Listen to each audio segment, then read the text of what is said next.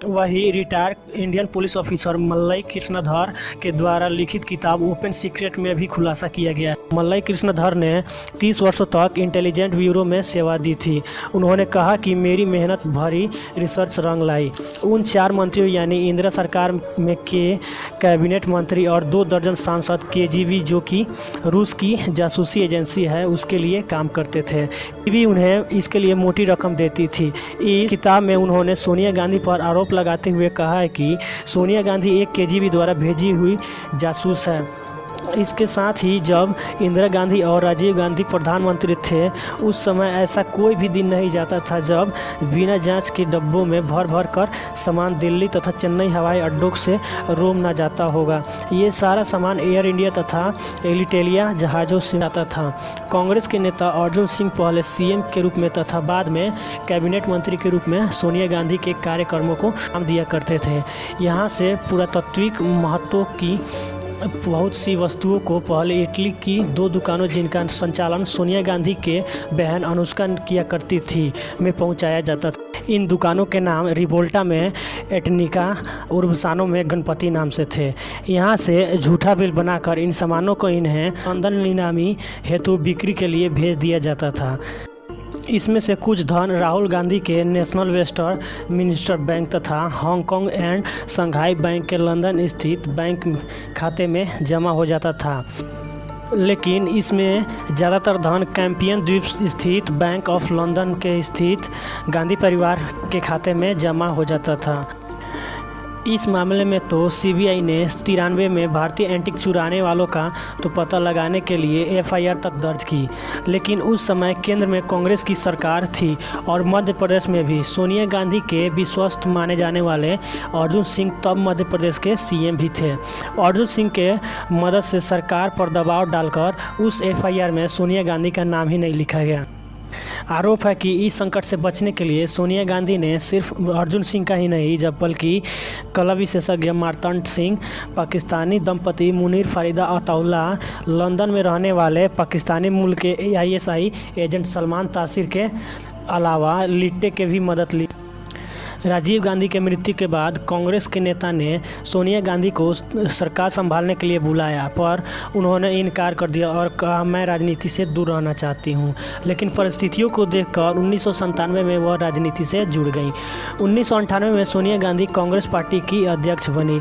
इसके बाद सोनिया गांधी अक्टूबर 1999 में बेल्लारी कर्नाटक से और साथ ही अपने पति राजीव गांधी के निर्वाचन क्षेत्र अमेठी से चुनाव लड़ी और करीब 3 लाख वोटों से जीत हासिल की। इसके बाद 1999 में 13वीं लोकसभा के नेता चुनी गई। इसके बाद 2004 के लोकसभा के चुनाव में सोनिया गांधी के नेतृत्व में कांग्रेस और उनके सहयोगियों ने मिलकर 204 सीटें जीती। इसके बाद सुब्रमण्यम स्वामी बताते हैं कि 14 मई 2004 की अखबारों में उन्होंने देखा कि सोनिया गांधी दावा कर रही थी कि वही सरकार बनाएंगी। उस समय वे मद्रास में थे। तब उन्होंने तत्कालीन राष्ट्रपति कलाम को चिट्ठी लिखी और उनको बताया कि हमारे देश के कानून के अनुसार वह पीएम नहीं बन सकती, क्योंकि सोनिया की नागरिकता पर कई अंकुश लगे हुए थे। उन्होंने अभी तक इटली की नागरिकता नहीं छोड़ी है। स्वामी जी ने संविधान के सेक्शन 5 के एक प्रावधान का जिक्र चिट्ठी में किया था। 17 मई 2004 के दोपहर को 12:30 बजे वे राष्ट्रपति से खुद जाकर मिले। उन्होंने कहा सोनिया गांधी को भारत का प्रधानमंत्री नियुक्त नहीं किया जा सकता, यह भारत के कानूनों के खिलाफ होगा। उसी दिन शाम 5 बजे सोनिया गांधी को राष्ट्रपति से मिलना था, जहां वे सरकार बनाने के लिए दावा पेश करने वाली थी। लेकिन दोपहर 3 बजे सोनिया गांधी के पास राष्ट्रपति भवन से चिट्ठी आई कि और उसमें लिखा था कि शाम 5 बजे का अपॉइंटमेंट रद्द किया जाता है। अगर वे चाहे तो अगले दिन यानी 18 मई को बात कर सकती हैं। और इसी के चलते सोनिया गांधी ने मनमोहन सिंह को प्रधानमंत्री नियुक्त किया। इसके चलते 23 मार्च 2006 को उन्होंने राष्ट्रीय सुझाव समिति का अध्यक्ष और लोकसभा के सदस्यता दोनों से त्यागपत्र दे दिया। मई 2006 में वे रायबरेली उत्तर प्रदेश से वह पुनः सांसद चुने गए। उन्होंने अपनी प्रतिद्वंदी को 4 लाख से अधिक वोटों से हराया। इसके बाद 2009 के लोकसभा के चुनाव में उन्होंने फिर यूपीए के लिए देश की जनता से वोट मांगा। एक बार फिर यूपीए ने जीत हासिल की और सोनिया गांधी यूपीए की अध्यक्ष चुनी गई। 2012 में बिजनेस इनसाइडर के आई रिपोर्ट के मुताबिक सोनिया गांधी के पास $2 से $19 अरब यानी करीब 99 अरब से लेकर 248 अरब रुपए की संपत्ति थी, जिससे वे दुनिया की चौथी सबसे अमीर राजनेता बन गई थी। 2013 में सोनिया गांधी पहली महिला बनी जिसने कांग्रेस की अध्यक्षता के रूप में अपने 15 साल पूरे किए। इसके बाद 2014 के आम चुनाव में नरेंद्र मोदी जी के नेतृत्व में एनडीए ने 336 सीटें जीतकर सरकार बनाई और कांग्रेस को इन चुनाव में सिर्फ 44 सीटें ही मिली।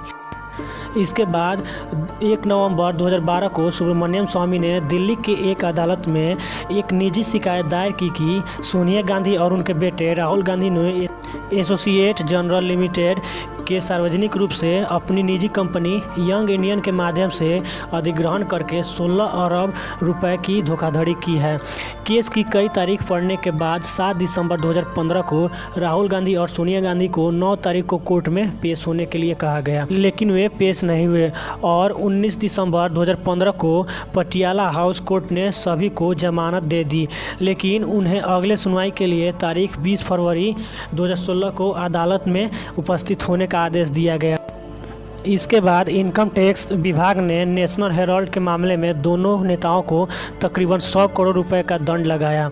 इनकम टैक्स विभाग के मुताबिक 2011-12 में सोनिया गांधी और राहुल गांधी ने तकरीबन 155.41 करोड़ और 154.56 करोड़ रुपए अपनी आय में नहीं बताए, जिसके कारण दंड स्वरूप 100 करोड़ की देनदारी तो बनती है।